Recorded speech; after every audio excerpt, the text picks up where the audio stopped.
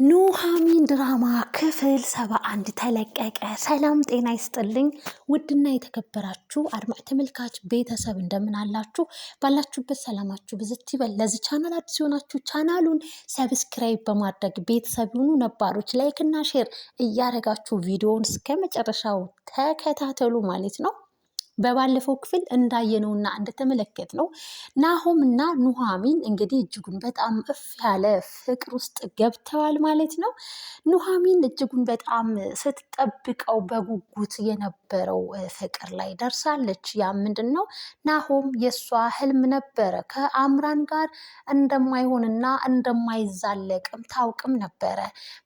በመሀል እንግዲህ ከአምራን ጋር በነበረበት ሰዓት በተደጋጋሚ እውነትም እንግዲህ አምራንን ወደሃት አምነህበት ተቀብለሃታል ፍቅሯን ማለት ነው፣ የምርም ልትጋቡ ነው እያለች እንግዲህ ያኔ በሰዓቱ ናሆም እፍ ያለ ፍቅር ውስጥ እና ከአምራን ውጭ ሌላ ሴት ማንም እንደማይታየው እንግዲህ ሲነግራትም ነበረ። እኔን ወደሽኝና አፍቅረሽኝ ከሆነ ተሳስተሻል፣ በጊዜ የራስሽን ውሃ አጣጪ ፈልጊ ሲላትም ነበረ። ይህንንም ሊል የቻለበት ምክንያት ናሆም ኑሃሚን ለአባቷ በግልጽ ከናሆም ፍቅር ይዞኛል ብላም ስትልም ስለሰማት ነበረ። በወቅቱና በሰዓቱ የአቶ ለይኩን ህልሙም እንግዲህ እንዲሁም ደግሞ የአቶ ተሰማ የጓደኝነታቸውን እንግዲህ እጅጉን በጣም ወደ ቤተሰባዊነት ለመቀየርና ጓደኝነታቸውን ለማደርጀት ልጆቻቸውን አንድ ላይ አድርገው እንግዲህ ጋብቻን ለመፍጠር በጋብቻም ለመዛመር ነበረ። ያ ሁሉ ሳይሆን ቀረና በአምራን ምክንያት ብጥብጥ ብሎ ነበር ሁሉም ነገር። አሁን ላይ ግን ኑሃሚን እንግዲህ ብዙን ጊዜ የጸና ከሚስቱ ይወልዳል እንደሚባለው ኑሃሚን በአቋሟና በሁኔታዋ በመጽናቷ የናሆምንና የአምራንን መጨረሻ አይታለች።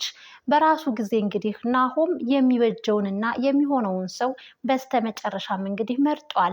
አምራንን አስወግዶ እና ኑሃሚን ደግሞ እጮኛው ለማድረግ እንግዲህ እጅጉን በጣም ዝግጁ ሆኖ እንግዲህ በዛሬው ዕለት ያየነውና የተመለከትነው ሽማግሌ እንደተመረጠና ሽማግሌ ወደ ኑሃሚን ቤት እንደሚሄዱም እንግዲህ በኤሚ በኩል ለኑሃሚን ስትነግራት ነበረ። በሌላ በኩል ደግሞ እንግዲህ ናሆምና ኑሃሚን እንግዲህ ለመዝናናት ውጭ ጥሩ ጊዜ ለማሳለፍ በወጡበት ታይም ኤርሚ እንግዲህ እጅጉን በጣም ስክር ብሎ ወደ እነሱ በመሄድ ያው ከኤሚ እንግዲህ ከሱ ነፍሰ ጡር እንደሆነች አጎት ልትሆን ነው አንተ እያለ እንዲሁም ደግሞ ስለ ናሆምና ኑሃሚን ግንኙነትም እንግዲህ ፍቅራችሁን ያስምርላችሁ እያለ በሰከረ ድምፁ እንግዲህ ሲወላከፍባቸው አይተናል፣ ተመልክተናል። ይህንን የሰማውና የተመለከተው ናሆም እጅጉን በጣም ሲናደድበትም ነበር። ኑሃሚንም ሂድ ከዚህ ምን ልታደርግን የመጣከው ኤርሚያስ ተወኝ ባክህ ብትለውም አንቺ አይደለሽ እንደፈልገሽኝ ተከታትለሽኝ በእኔ ህይወት ውስጥ ገብተሽ እንግዲህ ስታወሪኝ የነበረው በማለት እንግዲህ ለናሆም ጥያቄ እንዲፈጥርበት፣ እንዴ አንቺና እሱ አሁንም ትገናኛላችሁ ማለት ነው? የቀረ ፍቅር አላችሁ ማለት ነው? እስኪላትም ድረስ ነበረ።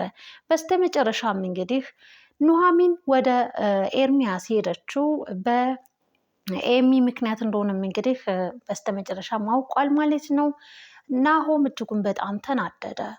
ኤሚ ከኤርሚያስ ነፍሰ ጡር እንደሆነች ሲሰማ የሚይዘው የሚጨብጠው አጣ። እሳት ጎረሰ። በጣም ተናደደ።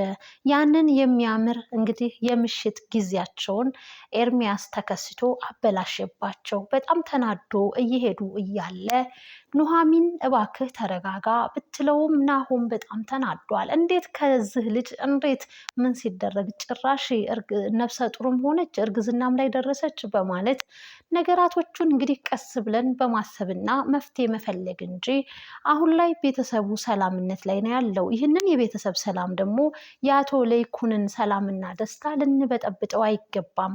ሚስጥሩን በሚስጥር አድርገን ልናቆየውና ልንይዘው ይገባል በማለት ኑሃሚን ልታረጋጋው ብትሞክርም ናሆም ግን እጅጉን በጣም በሰማው ነገር ተበሳጭቶ ያው እቤት ደርሷል ማለት ነው። እቤት እንግዲህ እሳት ጎርሶ ነበር ወደ ቤት ሄደው። ኤሚን ሄዶ እንግዲህ ሲያናግራትና በኃይለ ቃል ሲጠይቃት ልክ አንተ እንዳደረግከው ነው የሚያደረግኩት። አንተ ያኔ አምራንን ልክ ነኝ ትክክል ነኝ ብልህ አልነበረም ወይ? እኔስ ከአንተ ስህተት የተናነሰ ምን አደረግኩኝ?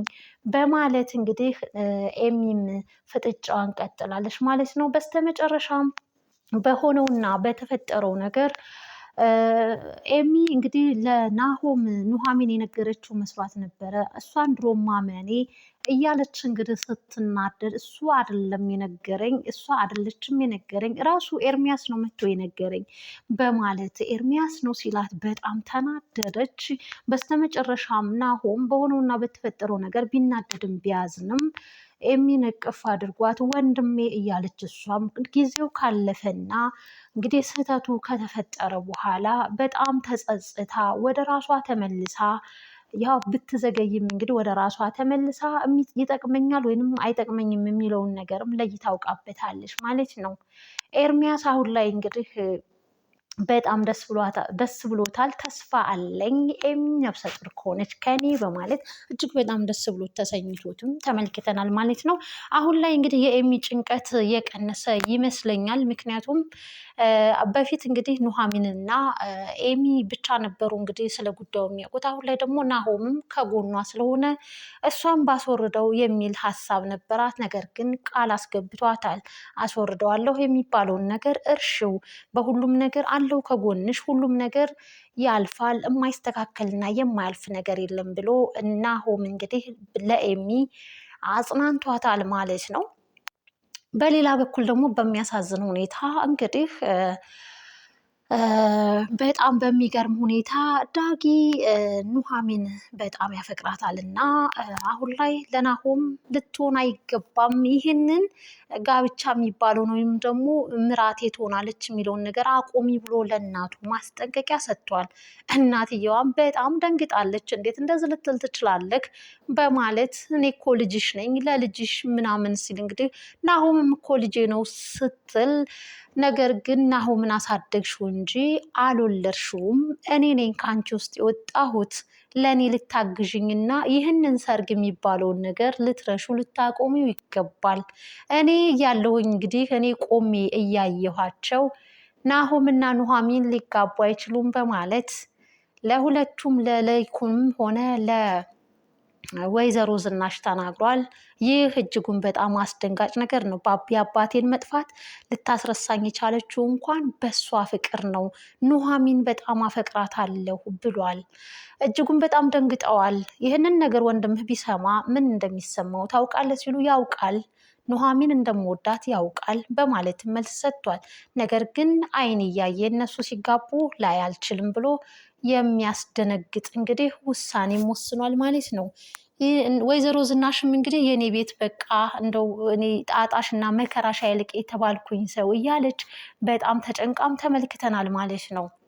አቶ ለይኩን እንግዲህ አምራንን እጇ ላይ ያለውን ፍላሽ ማስረጃ ሙሉ በሙሉ እንግዲህ የአቶ ሰንበቶን ከሷ ላይ ተቀብለዋል። አክስቷን ጋም የነበረውን እንግዲህ ፍላሾች እንዳለ መረጃዎች ሰብስበው ጥፍትፍት አድርገውባታል።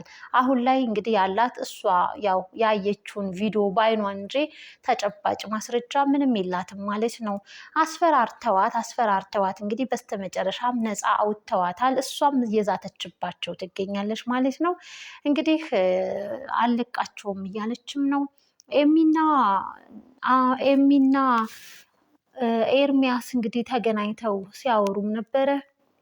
እንግዲህ ኤርሚያስ በሆነው ነገር ደስ ብሎታል። ኤሚ ደግሞ እንግዲህ የእሱን ልጅ በመፀነሷ በጣም እየተጸጸተችና እየተናደደች ትገኛለች። እሱም ቪዲዮውን ልለቀው አስቤያለሁ የኔን ኤዲቲንግ አውጥቼ ምናምን ነገር እያለ ሲዝናናባት፣ ወይ እስካሁን አልለቀቀውም እንዴ ለምን ሳትለቀው እያለች እንግዲህ እሷም ምንን እንደተተማመነች ባናቅም ናሆም ከጎኗ ስለቆመም ይመስለናል እንግዲህ ለምን አልለቀቀውም በጣም ዘገየህ ብላ እንግዲህ ተሳልቃበት ትታው ሄዳለች ማለት ነው።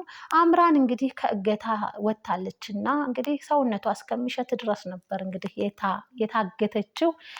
እናም እንግዲህ ልብስም የላት ጫማም የላት። በጣም በሚያሳዝን ሁኔታ እንግዲህ የኤርሚያስን ልብስ ሁሉ እስክትለብስ ድረስ ነው የደረሰችው። እርቃኗን አጨብጭባለች ባዶዋን።